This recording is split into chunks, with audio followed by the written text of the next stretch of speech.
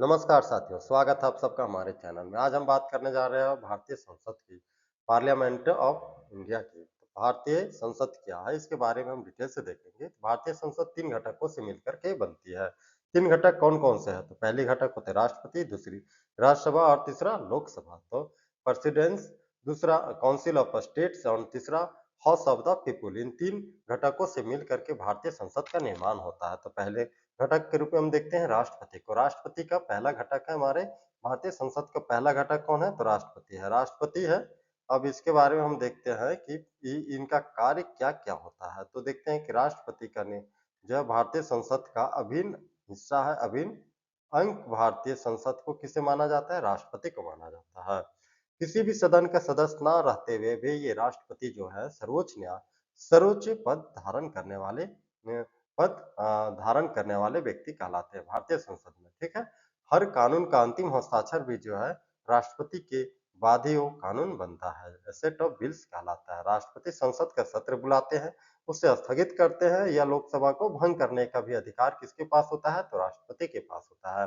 यदि सत्र ना चल रहा हो और इस स्थिति में यदि किसी विशेष बिल लाने की आवश्यकता हो, बिल नहीं कह सकते हैं, ऑर्डिनेंस अध्यादेश लाने की आवश्यकता हो, तो भी अध्यादेश लाने का काम कौन करते हैं? तो राष्ट्रपति करते हैं। और राष्ट्रपति जो करते हैं ये आर्टिकल 123 अनुच्छेद 123 के तहत कोई भी अध्यादेश राष्ट्रपति द्वारा लाया जाता है। दूसरा है राज्यसभा। राज्यसभा जो है सदन का सबसे उच्च सदन होता है, जिसे राज्यसभा कहते हैं। इसकी स्थापना की बात करेंगे तो ये 1952 में इसकी स्थापना की गई थी। इसे अस्थायी सदन भी कहा जाता है।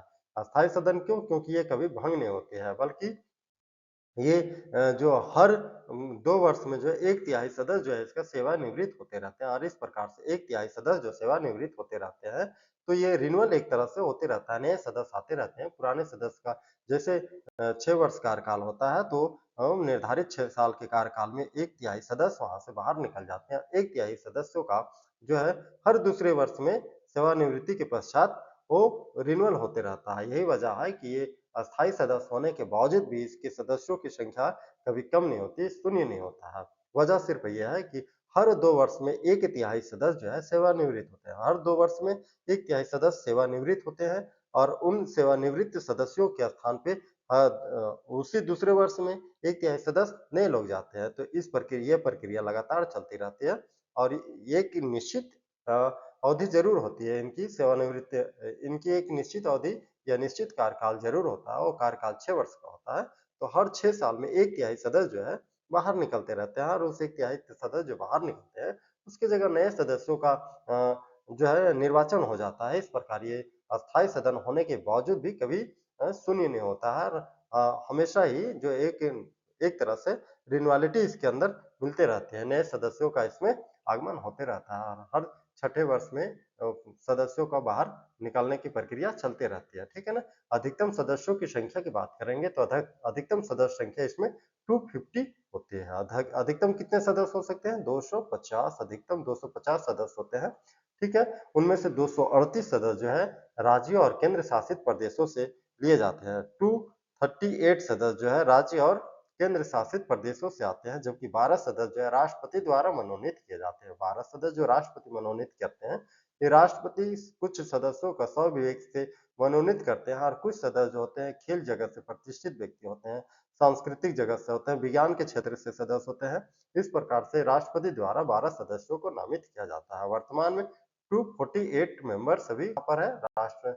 ये राज्यसभा सदस्य में कितने मेंबर है? 248 मेंबर अभी वर्तमान में है। राज्यसभा जैसा कि कहा कि ये अस्थायी सदन होता है, हर 2 वर्ष में सेवानिवृत्त होते रहते हैं और इसके सदस्यों का कार्यकाल 6 वर्ष का होता है। सदस्य कैसे बनते हैं? तो राज्य के विधानसभा सदस्य एमएलए राज्यसभा के सदस्य चुनते हैं। राज्यसभा के सदस्य कौन चुनते हैं? तो एमएलए द्वारा राज्यसभा के सदस्य चुने जाते हैं। चुनाव प्रक्रिया जो होता है single transferable vote proportional representation के आधार पर चुनाव कराए जाते हैं। राज्यसभा की शक्तियों की बात करेंगे तो राष्ट्रपति महाभियोग में भाग लेती है। राष्ट्रपति के महाभियोग में जो है केवल परीक्षण ट्रायल के बेस पर ही भाग लेती है। कौन? राष्ट्रपति। उपराष्ट्रपति का चुनाव करती है कौन? यही जो है फिर उपराष्ट्रपति का भी चुनाव करते हैं। इसकी विशेषताओं की बात करेंगे तो इसकी शक्तियां, विशेष शक्तियों की बात में हम करेंगे तो अनुच्छेद 249 राज्य सूची पर कानून बनाने की शक्ति देता है। किसे? राज्यसभा को कानून कौन बनाने की शक्ति देता है? अनुच्छेद 249।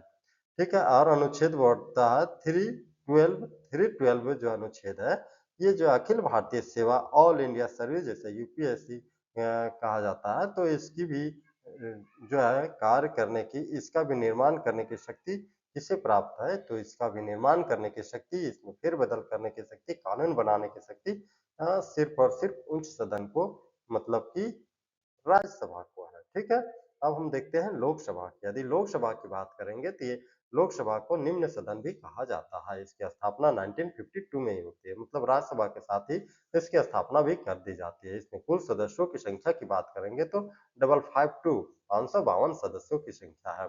530 सदस्य जो है राज्यों से आते हैं और 20 केंद्र शासित प्रदेशों से लिए जाते हैं। 530 सदस्य जो है राज्य से लिए जाते हैं, 530 सदस्य, और 530 सदस्य और 20 सदस्य जो हम देखते हैं, 20 सदस्यों का चुनाव केंद्र शासित प्रदेशों से होती है। पुडुचेरी, दिल्ली, अंडमान निकोबार, लक्षद्वीप, ये सब जो हमारे केंद्र शासित प्रदेश है, यहाँ से 20 सदस्य को लिए जाते हैं। 2 सदस्यों का मनोनयन किया जाता था जो एंग्लो इंडियन होते थे, लेकिन 104वां संविधान संशोधन, आप देखिएगा मेरे वीडियो में 104वां संविधान संशोधन के बारे में डिटेल से बात किया हूँ। तो 104वां संविधान संशोधन 2020 में होते हैं, जिसके बाद ये एंग्लो इंडियन जो दो व्यक्तियों को मनोनयन करने की ये पर पहले से प्रवृत्ति चली आ रही थी, इसे हटा दिया जाता है। दो व्यक्तियों को मनोनयन की सीमा समाप्त कर दी जाती है। मनोनयन यहाँ 2020 104 संविधान संशोधन के बाद मनोनयन की जो प्रवृत्ति है समाप्त कर दी गई। तो अब क्या होगा?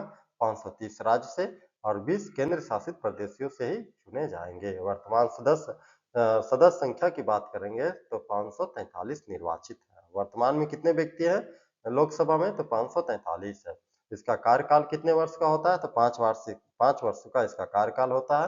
आपातकाल में 1 वर्ष के लिए कार्यकाल बढ़ाया जा सकता है। यदि आपात स्थिति आ जाती है भारत में या किसी भी विकट स्थिति आ जाती है तो 1 वर्ष के लिए कार्यकाल इन सदस्यों का कार्यकाल 1 वर्ष के लिए बढ़ाया जा सकता है। इसका प्रत्यक्ष चुनाव द्वारा इसका किया जाता है। प्रत्यक्ष चुनाव द्वारा लोकसभा का निर्माण किया जाता है। ठीक है ना? मतदान कितने वर्षों में होता है? 18 वर्ष के अधिकतम अवधि जो व्यक्ति प्राप्त करता है वो मतदान में हिस्सा लेता है। लोकसभा के चुनाव में जो 18 वर्ष प्राप्त कर लेता है व्यक्ति, भारत का कोई भी नागरिक जो 18 वर्ष प्राप्त कर लेता है, वो लोकसभा के निर्वाचन में या इलेक्शन में भाग लेता है। ठीक है ना? प्रथम मतगण की बात करेंगे तो मतगण पत्र की बात करेंगे तो first past of the post की बात करता है। ठीक है? लोकसभा का विशेष अधिकार की बात करें तो सरकार लोकसभा के प्रति ही उत्तरदायी होती। क्यों? क्योंकि ये कलेक्टिव रिस्पॉन्सिबिलिटी इसी के प्रति होती है। इसका कारण क्या होती है कि कलेक्टिव रिस्पॉन्सिबिलिटी सिर्फ और सिर्फ लोकसभा के प्रति होती है? तो इसका कारण है कि जो लोकसभा का नेता जो है वो जनता से सीधे चुन करके आए हुए होते हैं, तो इसकी जिम्मेवारी भी जनता के प्रति डायरेक्ट होती है। प्रधानमंत्री का चयन जो है लोकसभा के बहुमत दल के नेता के रूप में किया जाता है। धन विधेयक केवल लोकसभा में पेश किया जाता है। क्वेश्चन ये आता है कि धन विधेयक लोकसभा में पेश किया जाता है या राज्यसभा में पेश किया जाता है, तो उस स्थिति में आप हमेशा याद रखेंगे कि धन विधेयक को हमेशा और हमेशा लोकसभा में पेश किया जाता है और ये राज्यसभा में पेश नहीं किया जाता है। धन विधेयक एक ऐसा विधेयक है जिससे जो पारित हर हाल में होता ही होता है। इस पर किसी भी प्रकार से गतिरोध विपक्ष हो या सत्ता पक्ष या विपक्ष के द्वारा किसी भी प्रकार से गतिरोध उत्पन्न नहीं किया जाता है। धन विधेयक को हमेशा ही भारी मत से प्रस्तावित कर दिया जाता है। अविश्वास प्रस्ताव जो है केवल लोकसभा में ही पास हो जाएंगे। नो कॉन्फिडेंस मोशन जिसे कहता है केवल लोकसभा में ही पारित किए जाते हैं, राज्यसभा में नहीं। ठीक है, राज्यसभा में लोकसभा के बाद पारित जाता है राज्यसभा में, ये फॉर्मेलिटी के लिए, लेकिन ये जनरली लोकसभा में पास किए जाते हैं। संसद के प्रमुख कार्यों की बात करेंगे तो संसद के प्रमुख कार्य जिसमें राष्ट्रपति, राज्यसभा और लोकसभा था। तो इसके क्या था प्रमुख कार्य क्या है? तो विधायी कार्य होता है, लेजिस्लेटिव फंक्शंस। इसमें पहला क्या होता है? कानून बनाना संसद का प्रमुख काम होता है। और संविधान संशोधन की जरूरत पड़े तो संविधान संशोधन करने की भी शक्ति किसके पास होती है? संसद के पास होती है। आप देखेंगे कि संसद के पास होती है, तो संसद में कौन है? संसद में लोकसभा है, राज्यसभा है और राष्ट्रपति है, 3 व्यक्ति है। तीन लोग हैं और तीनों लोगों मिलकर के संसद बनता है, भारतीय संसद का निर्माण होता है। इसका काम की बात करेंगे तो विधायी कार्य में कानून बनाना, संविधान संशोधन की काम होता है और वित्तीय कार्य होता है, फाइनेंशियल फंक्शंस की काम होता है। वित्तीय काम बोले तो बजट पारित करना, धन विधेयक पर निर्णय लेना, पब्लिक अकाउंट कमेटी आदि का गठन करना और पब्लिक हित के लिए कार्य जो किए जाएंगे उसके लिए जो बजट का निर्माण होगा वो सब काम में वित्तीय कार्य के अंतर्गत आता है और इसका भी काम किसमें होता है? संसद के अंतर्गत होता है। कार्यपालिका पर नियंत्रण, एग्जीक्यूटिव कंट्रोल करना। कार्यपालिका पर जैसे कि जो कार्यपालिका होती है, कार्यपालिका पर नियंत्रण करने का भी काम कौन करता है? संसद करता है। अब विश्वास प्रस्ताव ला करके या प्रश्न पूछ करके, क्वेश्चन आवर्स द्वारा प्रश्न पूछ करके, शून्य जीरो आवर जिसे कहते हैं, शून्य काल द्वारा उससे प्रश्न करके और अस्थायी समितियों का निर्माण करके स्टैंडिंग कमेटी द्वारा जो कार्यपालिका होती है, लोकसभा कार्यपालिका के रूप में लोकसभा जो होती है उस पर कंट्रोल करने का काम भी कौन करता है? संसद करता है। न्यायिक समीक्षा की बात करेंगे तो राष्ट्रपति महाभियोग की प्रक्रिया भी कहाँ पे आती है? तो ये लोकसभा या राज्यसभा में कहीं भी सबसे पहले लाई जा सकती है। न्यायाधीशों को हटाने की भूमिका में भी आने की जांच या मंजूरी के लिए भी जो है कि आपका जांच प्रक्रिया भी शुरू किया जा सकता है। किसके अंतर्गत? तो राज्यसभा के अंतर्गत या लोकसभा के अंतर्गत। अब ठीक है ना?